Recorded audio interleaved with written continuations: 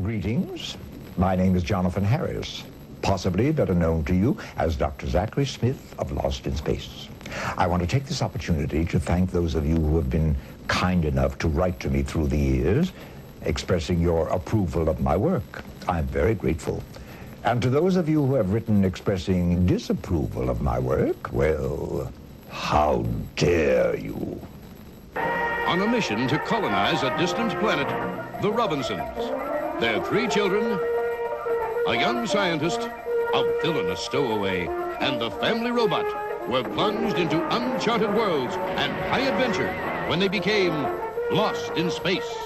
When I was hired, I was not in the pilot, you know. I was hired after the pilot had been done. And of course, as Irwin Allen explained to me, he had already a group of actors who were contracted as far as billing was concerned.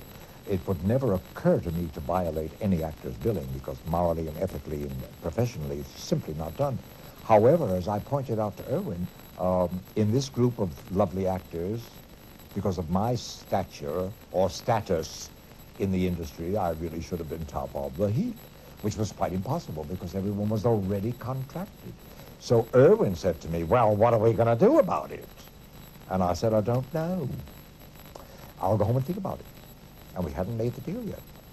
So I went home and I thought about it, and it came to me, I wonder, special guest star, because I had to be at the end of the crawl, obviously, because everyone was already contracted. Special guest star, Jonathan Harris, every week, I wonder. So I called a friend of mine at NBC who was head of casting. And I said, to your knowledge, has this ever been done? And he said, don't be silly. For a regular member of the cast, of course not. Who would ever do that? I said, I'm going to do it. So then I called Irwin, and I said, I've solved the billing problem. And he said, wow, what? And I told him, he said, don't be silly. It's never been done before. People will think you won't be coming back every week. And I said, trust me. And the rest, as we say, is history. And that was the billing. To be a character actor is the very best thing in the world to be. Mind you, for the first year of my career, I used to look in the mirror and see Cary Grant, right? But then after a while, I came to my senses, looked in the mirror and saw Jonathan Harris and said, that is what you sell. But of course, to be a character actor, which means that you play characters. True it is that when you're a character actor, you never get the girl. For the simple reason that you've already killed the girl in the second act. Oh my God, what a scene, right? They're by far the best parts. It's been a ball to play characters, I must say. I discovered Australia, didn't I? Yes, I did. I did that with Alan Ladd and James Mason. It was my very first film, 1953. And I was hired in New York at the Paramount offices by John Farrow, who was the director of the film, Mia Farrow's father. And a very interesting man. I probably should not go into his little quirks, but I was hired and sent out to Hollywood to do this film with Alan Ladd and James Mason. I found it to be a fascinating experience. It all took place on a ship, which was on stage 10, I believe, in 10 feet of water. I couldn't believe it. The miracle of Hollywood, you know. I was very impressed with that. I still am, with the technique of making films. The true geniuses of films are not actors. Oh, no, no, no. We have to merely learn lines that someone else has written. But the technicians in Hollywood, the makeup people and the special effects, they are the true geniuses of our industry. I'm still a pushover for effects. I love them. And of course, you know, the miniatures are a thing of great mystery. Tiny little things, perfect in each detail, and photographed in front of black velvet drape with a special camera so they look huge and real. Ooh, wonderful. I'm childish about that. I love it.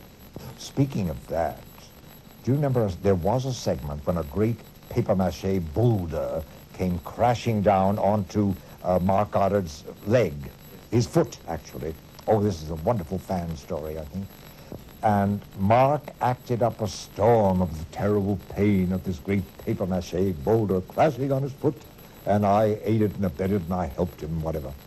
About 2 weeks after this segment was aired, Mark came into my dressing room with a letter from a fan in Nebraska or some such, which said, I have just viewed the segment where this terrible boulder came crashing down on your leg, And how you acted the pain was just so wonderful. And I wonder, could you send me a picture of your leg? If that is quite impossible, could you possibly make a plaster cast of your leg, which I would appreciate? If that is not possible, could you send me the measurements of your leg? Thank you very much. Well, of course, this is a wild letter. And I said to Mark, you're not going to answer it. He said, oh, yes, I will. Mark has a wonderful, droll sense of humor. And by God, he went out and found a picture of a foot and sent it to this poor chap. Oh, dear, dear. I remember that. That was interesting.